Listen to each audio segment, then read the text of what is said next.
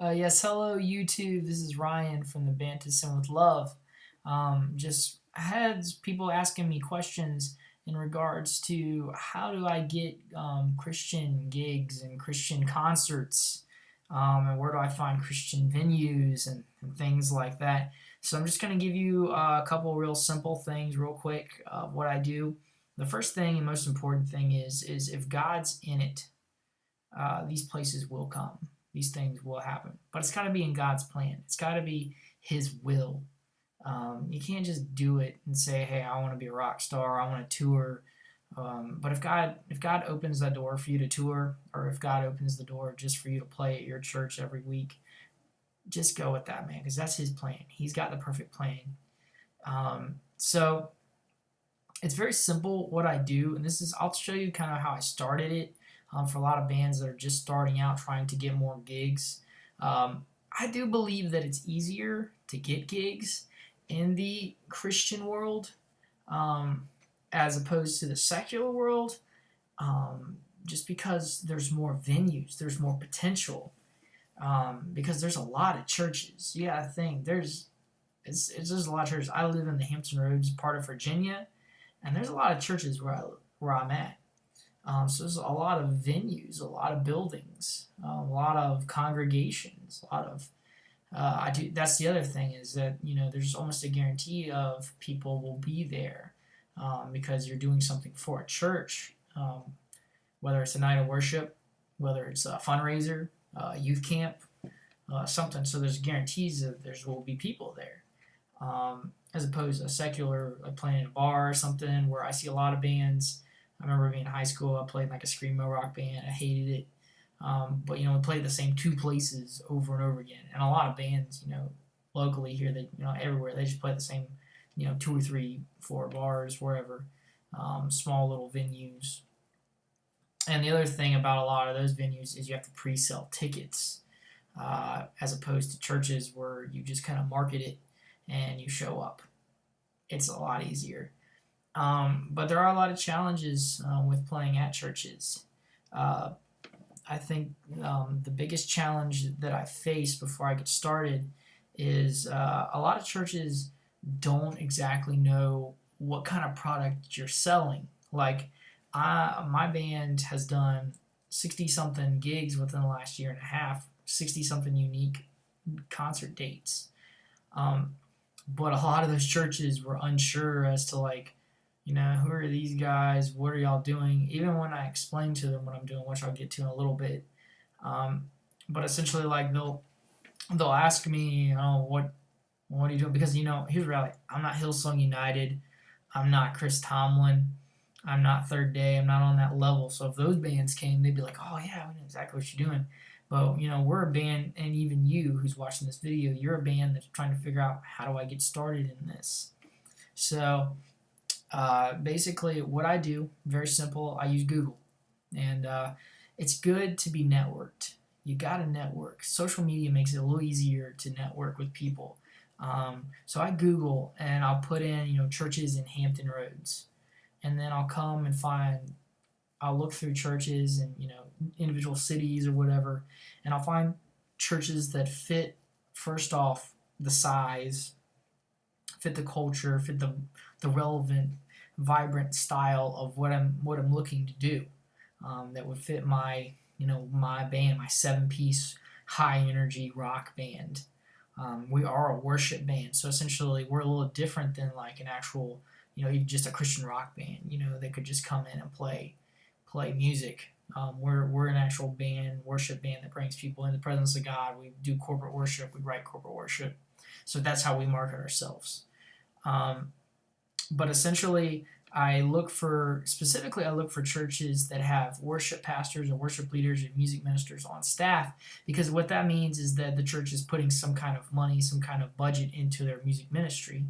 And it makes it better because a lot of places that a starting out band will go to, the band themselves won't have their own sound system or anything like that.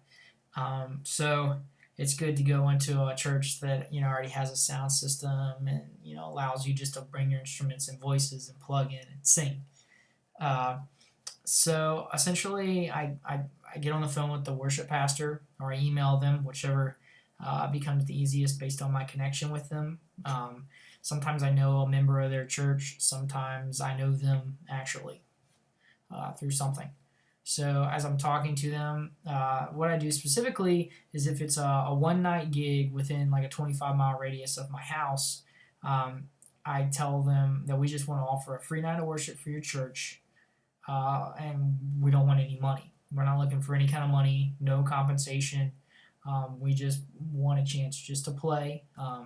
But what's neat is a lot of churches still offer love offerings, and they still allow us to sell our merchandise, CDs, and T-shirts and things like that. So you can still make income on one night local events in that regard. But it's helped us out in this area by not and it helps you out to begin with because a lot of churches don't have extra money to give out to some random band. So we've done that. It is different if we do travel to a different state or we do a weekend event or even locally if we played a camp here right in my city and it was a week long. Unfortunately, I have to have some kind of expenses for me and my band to do that. And I think the thing is that I learned from a local artist here that I can't be ashamed of that. That I do believe that you got to pay to Caesar what Caesar, so it's important to make some kind of income.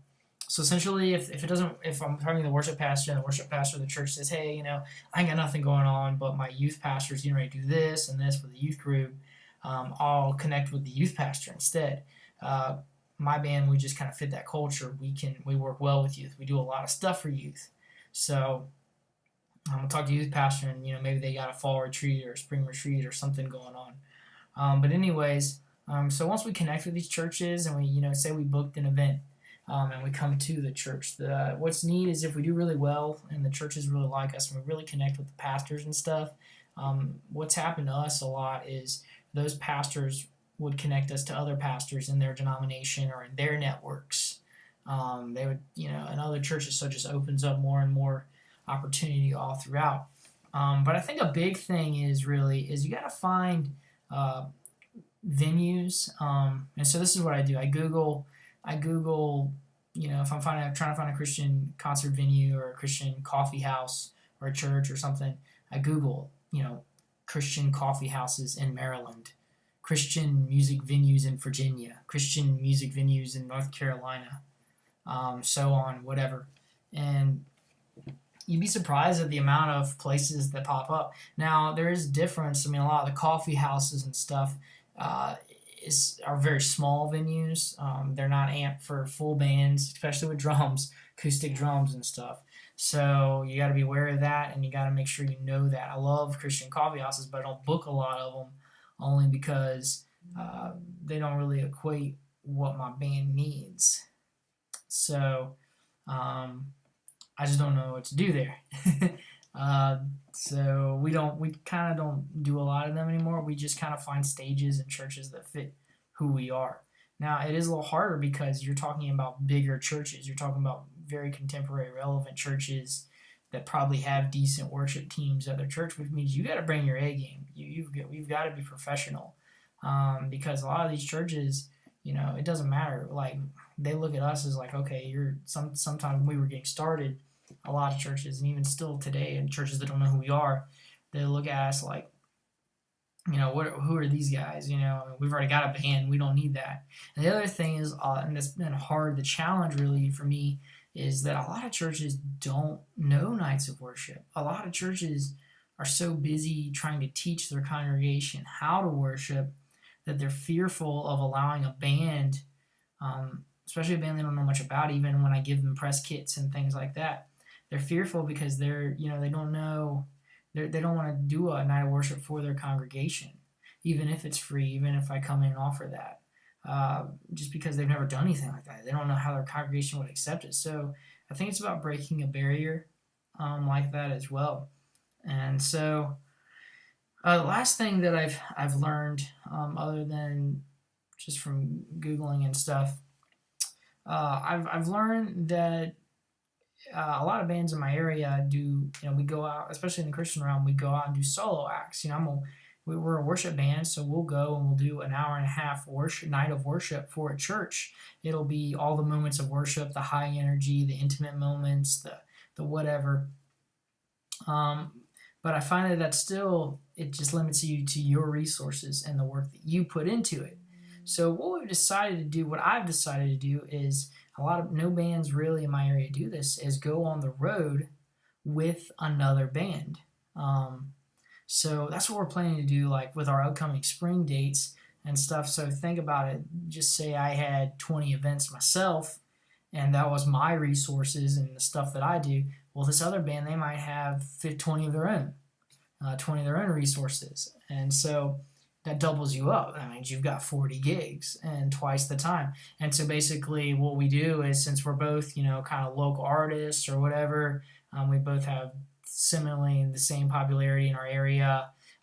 If I book the gig, if it was my connection, my band would headline and the other band would open, and vice versa if they booked it. And so what we've done is, I think it would be like a 40-minute set list for the opening band, and then like a 10-minute intermission, kind of like you would see at like Winter Jam, where a guy would come out and speak. And then, of course, after that, the headliner would probably play for like an hour. And that just broadens the base and makes it more and gets you connected, and just more and more outlets. It's all about growing. I think that my band is kind of tailored to doing a lot with youth camps and youth conferences, and I think that that's kind of the road that long term we're trying to head down, hopefully within the next year. But there's so many different outlets that you can go down. But it's just all about connecting with people. It's all about knowing them, and it's using Google. It's using Google to find places that are relevant, places still in existence. If you have any questions, just feel free to leave me a comment. If not, check out my band at facebook.com/tosendwithlove. Thank you. All right, have a good one.